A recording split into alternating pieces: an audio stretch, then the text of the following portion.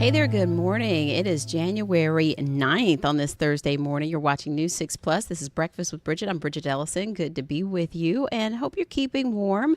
We're getting ready to get you ready for another cold day. Chief Meteorologist Candace Campos is standing by in the Pinpoint Weather Center. We will get the latest on some local news. We have volunteers here from Central Florida headed out west to help with those devastating, deadly wildfires that are raging right now. And it is an effort across the country to try to lend help to our neighbors out to the west. So we'll check in with Angie Casada live with more on that. And she's in Orlando where some volunteers are going to head out west. So we'll check in with her. Today is former President Jimmy Carter's funeral. We have the latest details on that today. And we're also looking at some other big stories happening around Central Florida, including the Space Coast, as well as some help with your finances. And if you're having trouble making ends meet, we'll get to that in a bit too. But first, grab your coats, grab your boots, and let's head over to the Pinpoint Weather Center with Chief Meteorologist Candace Campos. And you know what? It's bitter right now, but the afternoons have been really nice. They have been, and today temperatures are going to try to get to near 60. Many locations won't get close to it, but some will try at least. But right now, officially in Orlando, we dipped down into the 30s, making it the coldest morning we've had since about last January. That time we hit 38 degrees. So it's certainly chilly out there, but we've also got a breeze to contend with. So no big frost concerns because of that breeze, but the breeze is certainly making it feel much colder than what it is outside. And for that reason, today we're designating it a weather alert day. Really, it's more of a weather alert morning. So as we take you here, the reason for it, it's not because of rain or storms, it's the temperatures right now. The moment you walk out the door, we're talking wind chill factors in the 20s and 30s. A few areas getting close to near freezing for actual temperatures. So again, we will be a little milder by the afternoon. So we have freeze warnings in effect for another hour and a half or so for Marion, Lake Sumter, Volusia, Flagler County, as the thermometer could read sub-freezing temperatures. That's about 32 degrees and colder. And then we have cold weather advisories. This used to be called wind chill advisories. Now the National Weather Service has called it cold weather advisories. That is also until 9 a.m. as the feels like temperatures, when you factor in that breeze and what it does to your body, it makes it feel like it's 20 to 30 degrees outside. So let me show you here, temperatures out the door. We're nearing freezing Ocala at 33. Temperatures in Orlando, look at that. That just updated. We are now officially down to 37. That, I have to look back now. I think that might be the coldest weather we've seen in 2 years now. I have to look back at that. That's just updating. Look at that. Breaking news right now on Breakfast with Bridgett. Look at the wind chill though. So Bridgett, if you walk outside right now, you can say, oh my goodness, it feels like it's freezing outside. Because it is. It feels like 31 degrees. It feels like 26 degrees right now in Ocala, 26 in Palm Coast. It feels like the 20s area-wide there through Daytona Beach. So I just feel like it's when we have the heat advisories and we tell people, like, if you don't have to be outside, don't be. Yeah. If you don't have to be outside, don't be. You know, the thing is with heat advisory, at one point you can't take off any more clothes. At least you can bundle up here, right? It's true. Forecast if you got it. That's what my mother always used to say when I was like, turn the heater on. She's like, add more layers. You'll be fine. Look at your highs, though, this afternoon. We're going to try to get to near 60, primarily in Brevard County, but areas to the north, look at you guys in Palm Coast. It's going to be hard to even get out of the 40s today. Then, before you know it, we're going to be snapping right back into reality that we live in Florida. We're going to start warming things up a little bit as we head into the overnights. It's still going to be cold, just not as chilly as what we're experiencing today with temperatures back into those 30s and 40s. Now, if you're hoping for some warmer weather Friday, that is going to be your best day. Early Saturday morning, it will be noticeably warmer. And then that cold front comes through. Could be bringing another mess of rain, snow, and sleet across parts of the Carolinas, the Appalachians as well. But then notice that trailing cold front will be bumping up our rain chances a little bit come Saturday. So your rain chances will be about 20 to 30% across the area. So no big rain event, but it will reassure in some more colder air. So temperatures, once the front gets out of here, will be back into low 60s. We'll try to warm back up come Monday, but notice what happens on Tuesday. Another cold front comes through. So as long as tomorrow we don't hit 70 degrees, we could get close to a nice chunky stretch of temperatures below that 70-degree mark. So we'll have to wait and see what Friday's temperatures finally officially get to. But the moral of the story, guys, is bundle up. It hasn't been this cold in quite some time here in Central Florida. I will find those details and I'll post it there on my Facebook and Instagram page once I get the data in and see how long it's been since we've dipped down to 37 degrees. Oof. All right. And I'll see, we'll have to see how that factors into so many things that we have going on. So Right. a little bit And the rest longer of, with you know, this. the rest of the country, and everyone's like, "Oh, you guys in Florida are always like sensationalizing how cold it is." Well, you know what? Here in Florida, this is cold for us, okay? Hmm. And everyone who traveled, from up north, this is still technically warmer than where you came from. So the rest of the country Yes. is looking even colder. But here in Central Florida, if we want to whine and complain about the cold weather a morning, we will. We can do that. We're allowed. Especially when it's not just a quick snap. This has been a little stretch. So, It certainly has. yeah. Yesterday, I had to pull out of my car. I think at last check, it was 5 different jackets because they leave them in the car. And then I'm not there in the morning, so they add another jacket to the mix. So yesterday, I almost took a picture of it. I was like, find your jackets, put them in your closets. Like, That's this is right. getting That's right. ridiculous. And I got the Sharpie out and made sure that those names were in the You know it. bags because you might be sifting through a pile of lost and found at the next school event. So, I probably will have to do that later today. okay, Candace, thanks. Bye. Bye. We want to check in with Trooper Steve, and we have a cute update because he was over at Orange County Animal Services yesterday morning with a cute pup who got to ride along in the truck with you. How's it going? Are you a little It under the is. weather, I heard?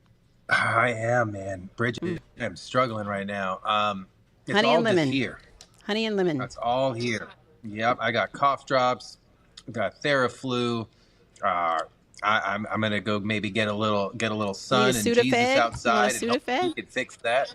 Sudafed may I need to see your that may put me ID. to sleep. Yeah. No, it won't.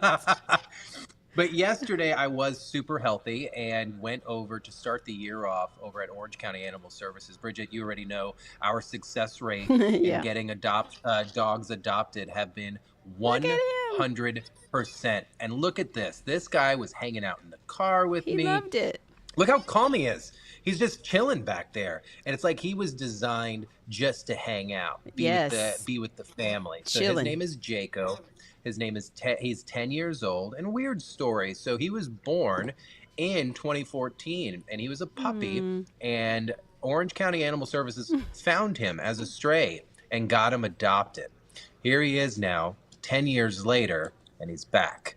Now, he's Oh. no fault of his own. I tell it's an explanation, not an excuse. The owners dropped him off and said, "We are moving out of the country and we can't take him." Oh.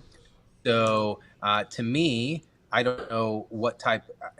I'm not going to get too hostile. I'm not You feeling can too good, so I take won't get your too pet hostile. if you're moving, but anyway. You can yeah. take your pet anywhere you want if you try hard enough, especially if you're moving. So, but anyways, he's just 10, so he's a little bit of a senior. He shows little signs of being a senior, but outside of that, Bridget, he's healthy. He's And I'm gonna alert. Yeah.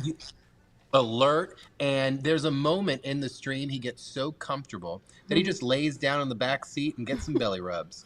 And his coat would have blown your mind away because he looks like he's rough, like a little pity mix, but it was, those blankets that we like to put on our Super couches so we soft. can Oh. snuggle up. Yeah. He was so soft that Bryant Almeida, the Orange County Public Affairs Officer for the Animal Center, could not stop petting him the entire time.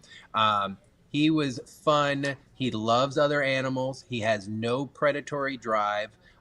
Whether it's the birds landing in the yard, cats or dogs, he has no problems. He does well around people and kids. And he is only $10. I've already told Bryant I will pay the $10. It ain't that much for you to take this puppy home. So he's ready. Bridget, he's ready to go home. Jaco. All right. Well, we'll look forward to the update because I know somebody's going to go pick him up. They better, because we got Sweetie. a streak to keep going. So Yeah. So today at 10 a.m. I'll be with firefighter Rob. He is a first responder who has dedicated his life now to raising awareness and running marathons in his firefighter bunker gear. That's heavy. I say it's about 40 to 50 pounds of gear we're talking about, and he does these runs. So he'll be joining me today at 10 a.m. because he's doing the Disney Marathon this weekend. Wow. In So the I'm gonna gear. go pick him up in the gear. So I'm gonna go Wow. pick him up at Coronado Springs, and we're gonna go have a little discussion that will happen at 10 o'clock. All righty. Get him some protein and some. He's got to gear up. Right. Yeah. All right. So And you take a Sudafed. Come see me. yeah. All right. I'll talk to you Okay. later. Thanks, Trooper Steve. We've been talking about these wildfires, which are really devastating. You've seen the footage coming in from CBS, people just really running for their lives and gathering all their loved ones and their belongings and trying to get out of this area near Los Angeles. At least 5 people killed in this and thousands of structures already destroyed, and they are being called the most destructive fires in modern history of Los Angeles.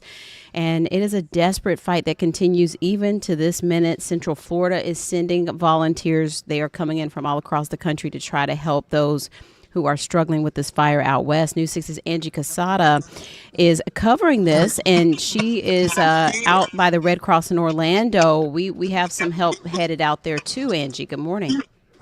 Hey, good morning, Bridget. Yeah, I always say we're not meant to do life alone, right? So it's always amazing when we see like our community stepping up and sending some folks out there.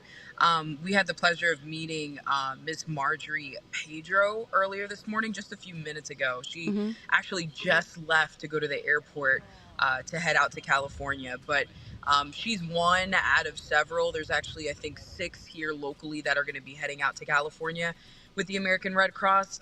She was visiting from the Virgin Islands. She was actually here in Central Florida for like 3 months, and she got the call to head out there to help with sheltering. So she didn't even hesitate. She says she always keeps her American Red Cross bag already packed and ready to go. And she said this would be her second fire that she's going to be covering, but she's just ready to be able to help all of those families that have been displaced, and just try to provide some type of stability amongst this chaos. Because, like you said, just even looking at that video right now on this, it doesn't even seem real. Yeah, it is horrific to look at. And I mean, we've seen people just desperate to get out of there. We had the footage of people taking their pets and taking, valuables, and sometimes having to just not even just evacuating their houses, but having to leave the cars in the road because it's just it's crazy right now when you look at this. And so there's people headed out to volunteer from across the country right now, we understand. Yep. Absolutely. Yeah, there's going to be people. American Red Cross is asking people from everywhere. I'm talking about Mississippi, all throughout the South, up the Northeast. Everybody's just trying to come together to definitely help, and Central Florida is a part of that as well. So yeah, hopefully we'll have some updates. We spoke with Dwayne here at American Red Cross in Orlando, and he stated that he'll keep us updated with just who's going to be being sent out, if there's any footage. Obviously their priority is not getting footage of them helping. American Red Cross will have somebody on the national level who'll be out there just covering things with, images and everything like that. But we definitely have some hands out there ready to help out as much as possible. Yeah. And it's, it's interesting when we've been looking at how the winds and all that have impacted these fires and the spread and the dry conditions, it hasn't helped at all. Yeah. And so you'll have more than, I'm sorry, Bridget. No, go I ahead. think from what I'm understanding, it's more than one fire, right? A lot of people think it's just this one fire that went big, but it's been 2 or 3 several fires. Yeah. And they just keep growing. Yeah. And so you'll have more coming up at noon. You'll have more with the volunteers from Red Cross. Okay. And I would imagine we can help out by sending donations because we know it's going to help causes like this to help people in need right away. For sure. And we'll have all of that information over on Click Orlando. After that new newscast, we'll have everything updated with all the information you need to know as far as donations and how you can have your small part in helping this situation. All right. Well, we really appreciate those volunteers and hope that they can get out there and get back safely and really help people stay safe and hold things together in this face of devastation. But Angie, I'll leave you to it so you can work on your story. We appreciate it. All right, no problem. Good All morning. right, Take see you a care. little bit later. All right, bye. Bye. Of course, today, a day of mourning across the country. We are continuing to cover the final goodbyes to former President Jimmy Carter, who will be laid to rest. The state funeral is later today, and all 5 living U.S. presidents are expected to be in attendance. And we'll, of course, be carrying that on all of our platforms, News 6 Plus, clickorlando.com, our YouTube channel as well, if you would like to follow along. But CBS News' Jared Hill has more on the thousands expected to attend the service today. In a snow-covered nation's capital, admirers lined up by the hundreds to pay their respects to President Jimmy Carter. I admired the way that he lived a very humble lifestyle as a president. Among the visitors on Wednesday, President-elect Donald Trump, who met with Carter's family before meetings on Capitol Hill. They were lovely. They were really very sad, but also they were celebrating because he was a very fine man. I knew him a little bit, but I knew him only as a fine man. The public viewing for President Carter ends this morning here at the Capitol when his casket is taken just a few miles away to the National Cathedral for a state funeral. President Biden delivering one of the eulogies. We have one chance to get this right. The Majestic Church is the second largest in the United States. It's played host to 4 state funerals in the past. Today, roughly 3,000 people are expected to attend the service for President Carter, a program he had part in planning before dying at the age of 100. This is the heart of what we do, and we're really happy to do it. Back at the Capitol, lines of visitors solemnly moved past Carter's casket, some inspired by what Carter did after leaving the White House. He obviously reached the highest office in the land, but then went on to still fight for causes he believed in and continue to try and serve the public. That public service just part of the century-long legacy President Carter leaves behind. Jared Hill, CBS News, Washington. And stay with News 6 and clickorlando.com and News 6 Plus for all the continuing coverage of the services. All of that begins at 9 o'clock on WKMG, Click Orlando, News 6 Plus, and the News 6 YouTube channel. So if you are looking to follow along, you can click and connect on one of those platforms there from your TV, your smartphone, tablets, computers, no matter where you are today. We're taking a quick break. We'll be back with more news to get you up to date before you head out today.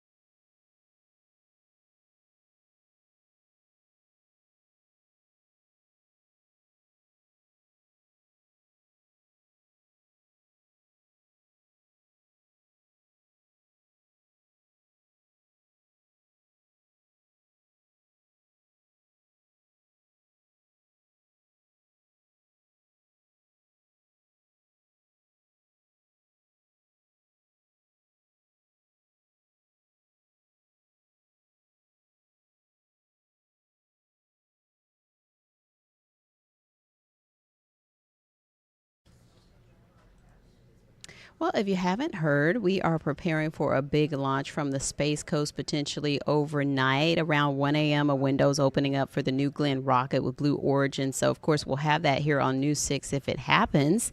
But in the meantime, space industry leaders are reacting to Governor Ron DeSantis' claim that NASA headquarters could soon be on the move. And at a space summit yesterday, the governor said the operation could move from Washington, D.C. to Kennedy Space Center here in Central Florida.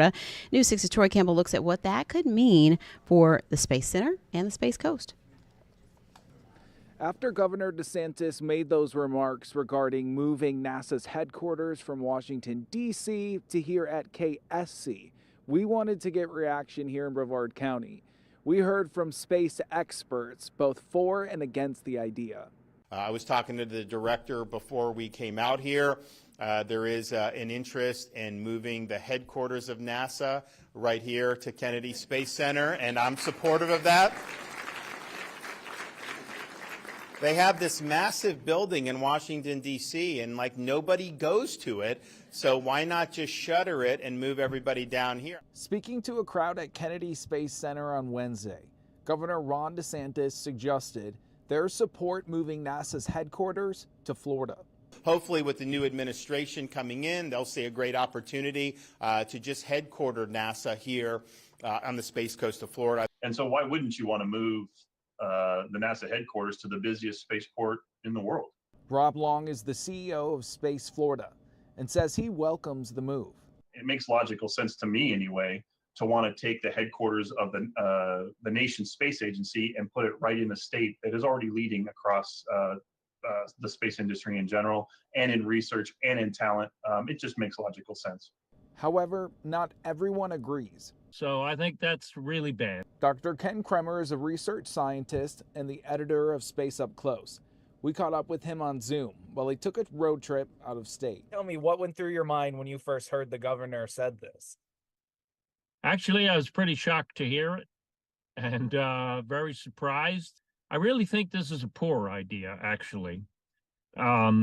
It's bad policy for the public, and it is bad politically. Kremer says it's important for NASA to continue having a presence in the nation's capital to ensure funding. Basically, all programs are spread across the country. You want expertise and political support from across the country. And if they concentrate everything in Florida, then nobody else will care. And Governor DeSantis didn't elaborate on any possible timeline or any other further actions he plans to take. In Brevard County, Troy Campbell, Getting Results, News 6. Well, from one discussion and debate to another, daylight saving time, love it or hate it, it comes up at least once a year, this debate about, turning the clocks back and springing forward or just keep it as it is. Well, Florida Senator Rick Scott is renewing the push to lock the clock. And News 6's Catherine Silver takes a closer look at what that change will really look like and the potential impacts. It's a rotating ritual. Every March, we spring forward to daylight saving time, and every November, we fall back to standard time. But what if we didn't have to change the clocks twice a year? Losing an hour and a half. It's an idea politicians have presented. The Senate has even passed the Sunshine Protection Act before, which would make daylight saving time year-round. Here in Central Florida, this is what the sunrise looks like around 7 a.m. But if daylight saving time became permanent, the sunrise wouldn't happen until after 8 in the morning, which means your commute to work or school would be darker. The main arguments for making daylight saving time permanent are that it reduces crime and keeps the agricultural industry on schedule. But the American Academy of Sleep Medicine advocates for year-round standard time. One, it removes the switching of our circadian rhythms twice a year, which is very difficult for our bodies to adjust to. And number two, standard time is aligned with our biological clock. Here in Florida, that means more bright light in the early morning and less light in the evening. Catherine Silver, Getting Results, News 6. I'd like to know what you think about that. You can always head over to our Facebook page and, sound off in the comments about where you stand on that. It's hard to imagine what it would be like if maybe the sun weren't quite up yet, because it's almost 8 o'clock now. So I don't know. We'll see. All right, now to your money and a new resource for Orange County and those who are trying to make ends meet and things get tight. A new financial empowerment center opened yesterday, allowing anyone who lives or works in Orange County the chance to get free counseling from financial advisors. And this is a really great resource here. The experts will be working out of 3 locations: John Bridges H Community Center in Apopka, the Hal Marston, and Pine Hills Community Center. So that will really help out with people trying to make ends meet, looking for resources, and that empowerment and education really helps out. And now a look at some of those gadgets and advancements in technology. We always talk about artificial intelligence and how it is playing a role in so many different parts of life today. And in the not so distant future, we could have robots really helping us clean up more. You know, we talk about the Roombas and types of vacuums and things like that. This is taking it to a new level. It debuted at the Consumer Electronics Show in Las Vegas. It's a vacuum that not just vacuums, but it picks things up instead of going around them. Imagine that. So these are like socks left on the floor. It's demonstrating that it'll pick those up for you. Other items, a microwave that will identify and tell exactly how to cook a food. I wonder how it'll do with microwave popcorn, because that's always tricky.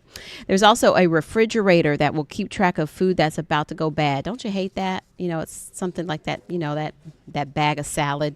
I know that's my worst offense right there, wasting all that salad. So maybe it'll get on me about that and let me know what I need to eat first. But anyway, you can always check out these stories and more at clickorlando.com. And of course, we will have more coverage of the former President Carter's funeral services and proceedings today on all of our platforms. So look for that to start at 9 a.m. And we'll see you a little bit later. Have a great day. Keep warm.